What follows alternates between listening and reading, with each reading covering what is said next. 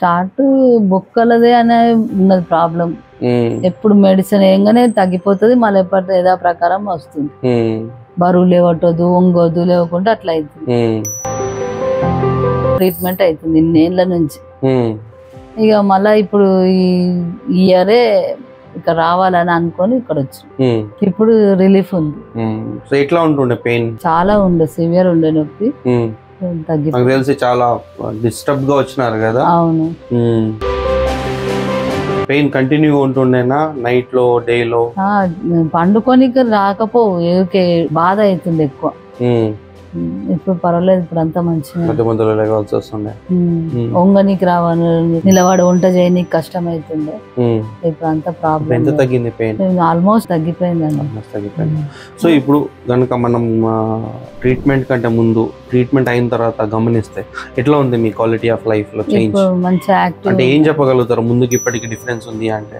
చాలా తగ్గింది అని చెప్పగలుగుతా. గుడ్. మూమెంట్ అదంతా నిలబడడం ఎంత? ఇప్పుడు పర్వాలేదు, నిలబడుతున్నా, వండుతున్నా, చేస్తున్నా.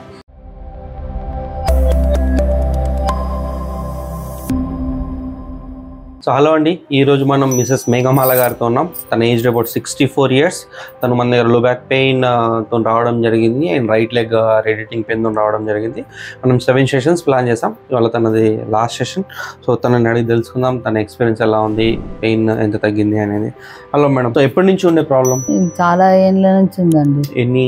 ఒక 20-30 years నుంచి ఉంది. ఎట్లా స్టార్ట్ అయ్యింది? ఏమన్నా స్టార్ట్ బొక్కలదే అనే ఉన్నది ప్రాబ్లం. ఎప్పుడు మెడిసిన్ ఏంగానే తగ్గిపోతుంది, మళ్ళీ ఎప్పటి ఏదో ప్రకారం వస్తుంది. బరువు లేవటదు, ఒంగోదు, లేవకుండా అట్లా అవుతుంది. ట్రీట్మెంట్ అవుతుంది ఇన్నేళ్ల నుంచి. ఇక మళ్ళా ఇప్పుడు ఈ ఇయరే ఇక్కడ రావాలని అనుకొని ఇక్కడ వచ్చి ఇప్పుడు రిలీఫ్ ఉంది. ఎట్లా ఉంటుండే పెయిన్? చాలా ఉండే, సివియర్ ఉండే నొప్పి. తెలిసి చాలా డిస్టర్బ్ గా వచ్చినారు కదా. అవును. సో పెయిన్ కంటిన్యూ ఉంటుండేనా నైట్ లో డే లో? పండుకొని రాకపోవు, ఏకే బాధ అవుతుంది ఎక్కువ. ఇప్పుడు పర్వాలేదు, ఇప్పుడు అంతా మంచిగా. ఒంగనీకి రావాలి, నిలబడి వంట చేయనీకి కష్టం అవుతుండే.